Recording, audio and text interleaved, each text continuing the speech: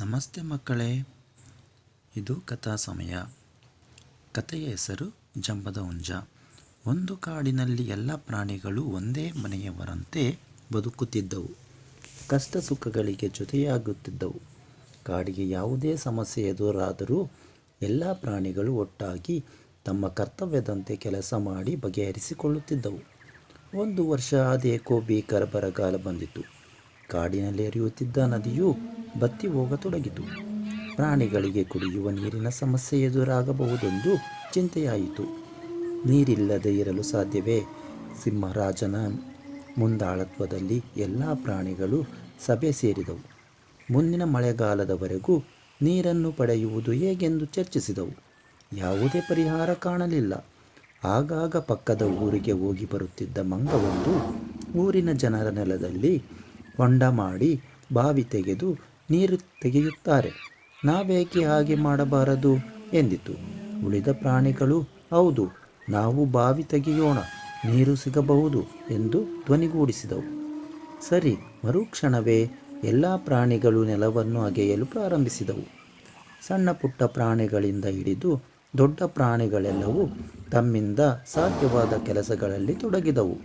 ಆದರೆ ಜಂಬದ ಹುಂಜವೊಂದು ಮಾತ್ರ ಯಾವ ಕೆಲಸವನ್ನು ಮಾಡದೆ ಕುಳಿತಿರುತ್ತಿತ್ತು. ಬಂದು ಕೆಲಸ ಮಾಡು ಎಂದು ಯಾರು ಹೇಳಿದರೂ ಕೇಳಲಿಲ್ಲ. ಅಯ್ಯೋ, ನನ್ನ ಜುಟ್ಟು ಹಾಳಾಗುತ್ತದೆ, ನೀವೆಲ್ಲ ಮಾಡುತ್ತೀರಲ್ಲ, ಮಾಡಿ ಮಾಡಿ ಎಂದು ತಮಾಷೆ ಮಾಡುತ್ತಾ ಮರದ ಮೇಲೆ ಕುಳಿತಿತ್ತು. ಒಂದೆರಡು ದಿನಗಳಲ್ಲಿ ಬಾವಿಯಲ್ಲಿ ನೀರು ಜಿನುಗಿ ನಂತರ ತೀವ್ರವಾಗಿ ಚಿಮ್ಮಿತು. ಕೆಲಸ ಮಾಡಿ ಬಾಯಾರಿದ ಪ್ರಾಣಿಗಳೆಲ್ಲ ಸಂತೋಷದಿಂದ ನೀರು ಕುಡಿದು ದಾಹ ನೀಗಿಸಿಕೊಂಡವು. ಕೋಳಿ ನಿಧಾನವಾಗಿ ಮರ ಇಳಿದು ನೀರು ಕುಡಿಯಲು ಬಂದಿತು. ಈಗ ಪ್ರಾಣಿಗಳೆಲ್ಲ ಒಟ್ಟಾಗಿ, ಏ ಜಂಬದ ಹುಂಜವೇ, ನೀನು ನೀರು ಕುಡಿಯುವಂತಿಲ್ಲ ಎಂದು ಎಚ್ಚರಿಕೆ ನೀಡಿದವು. ಹುಂಜ, ನಾನು ಈ ಕಾಡಿನ ಭಾಗವಲ್ಲವೇ, ನಾನೇಕೆ ನೀರು ಕುಡಿಯಬಾರದು? ನನಗೂ ಬಾಯಾರಿಕೆಯಾಗಿದೆ, ದಯವಿಟ್ಟು ನೀರು ಕೊಡಿ ಎಂದಿತು. ಆದರೆ ಯಾವ ಪ್ರಾಣಿಗಳೂ ಸಮ್ಮತಿಸಲಿಲ್ಲ. ಕೊನೆಗೆ ಹುಂಜದ ಕಷ್ಟವನ್ನು ನೋಡಲಾಗದೆ ಕಾಡಿನ ರಾಜ ಸಿಂಹ, ನೀನು ಕಾಡಿನವನೇನೋ ಹೌದು, ಆದರೆ ಕಾಡಿನ ಕಷ್ಟ ಪರಿಹಾರಕ್ಕೆ ನೀನೇಕೆ ಸಹಾಯ ಮಾಡಲಿಲ್ಲ? ಕಾಡಿನವನಾದ ಮೇಲೆ ಕಾಡಿನ ಕೆಲಸ ಮಾಡುವುದು ನಿನ್ನ ಕರ್ತವ್ಯವಲ್ಲವೇ ಎಂದಿತು. ಹುಂಜ, ನಾನು ಬಲಹೀನ, ನನ್ನಿಂದೇನು ಮಾಡಲು ಸಾಧ್ಯವಾಗುತ್ತಿತ್ತು ಎಂದಿತು. ನಿನಗಿಂತ ಬಲಹೀನನಾದ ಅಳಿಲು, ಇಲಿ ಮುಂತಾದ ಸಣ್ಣ ಪ್ರಾಣಿಗಳೇ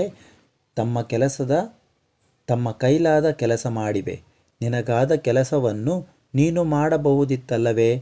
ಎಲ್ಲರೊಂದಿಗೆ ಬದುಕುವಾಗ ಎಲ್ಲರಿಗೂ ಕೆಲವು ಕರ್ತವ್ಯಗಳಿರುತ್ತವೆ. ನಮ್ಮಿಂದ ಸಾಧ್ಯವಾದಷ್ಟು ಸಹಕಾರವನ್ನು ನಾವು ಮಾಡಲೇಬೇಕು. ನೀನು ಅದನ್ನು ಸರಿಯಾಗಿ ಮಾಡಿಲ್ಲ ಎಂದಿತು. ಈಗ ಹುಂಜಕ್ಕೆ ತನ್ನ ತಪ್ಪಿನ ಅರಿವಾಗಿತ್ತು. ಹೌದು, ನಾನು ತಪ್ಪು ಮಾಡಿದೆ, ಇದೊಂದು ಬಾರಿ ನನ್ನನ್ನು ಕ್ಷಮಿಸಿ ನೀರು ಕೊಡಿ ಎಂದು ಬೇಡಿಕೊಂಡಿತು. ಆಗ ಸಿಂಹ, ಆಯಿತು, ನೀನು ನೀರು ಕುಡಿಯಬಹುದು, ಆದರೆ ನೀನು ಮಾಡಿದ ತಪ್ಪಿಗೆ ನಿನಗೊಂದು ಶಿಕ್ಷೆ ಇದೆ.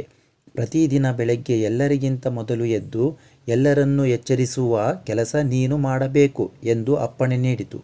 ಅಂದಿನಿಂದ ಹುಂಜ ಎಲ್ಲರಿಗಿಂತ ಮೊದಲು ಎದ್ದು ಮೇಲು ಧ್ವನಿಯಿಂದ